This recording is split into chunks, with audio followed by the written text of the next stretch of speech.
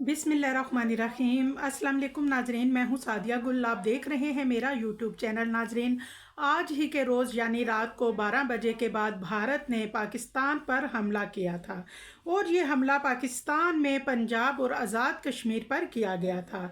बहुत शौक़ था भारत को जंग करने का, बड़े दिनों से वो ललकार रहा था, अपना जंगी जुनून जो है वो दिखा रहा था।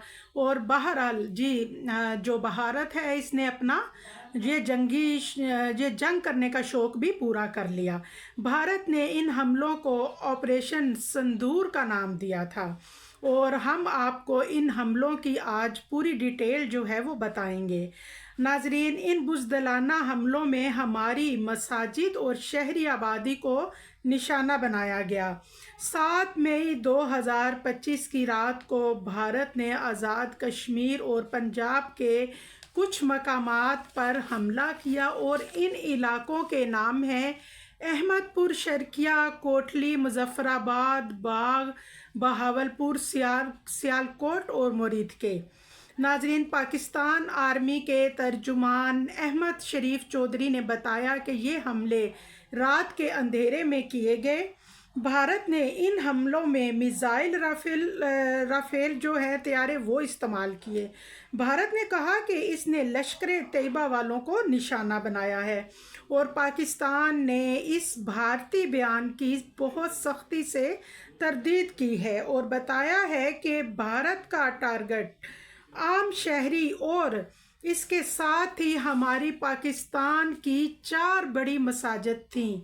और अब मैं आपको बताती चलूं कि नंबर 1, पहले नंबर पे सुबहान मस्जिद जो कि अहमदपुर शर्किया में है।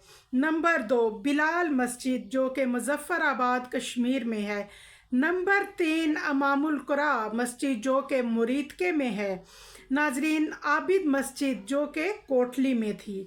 ये एक इंतहाई बुज़दिलाना और गैर इंसानी हरकत थी और बहैसियत मुसलमान हम अपनी मुक़द्दस मसाजिद पर जिस तरह हमले किए गए हम उनकी भरपूर मजम्मत करते हैं, क्योंकि भारत ने जानबूझकर हमारे मुक़द्दस मकामात और हमारी मासूम आवाम को निशाना बनाया है। भारत ने खुल्लम खुल्ला अपनी इस्लाम दुश्मनी जो है वो दिखाई है और बताया है कि इनके दिलों में किस कदर नफ़रत है हमारी आवाम के लिए और हमारे मज़हब के लिए।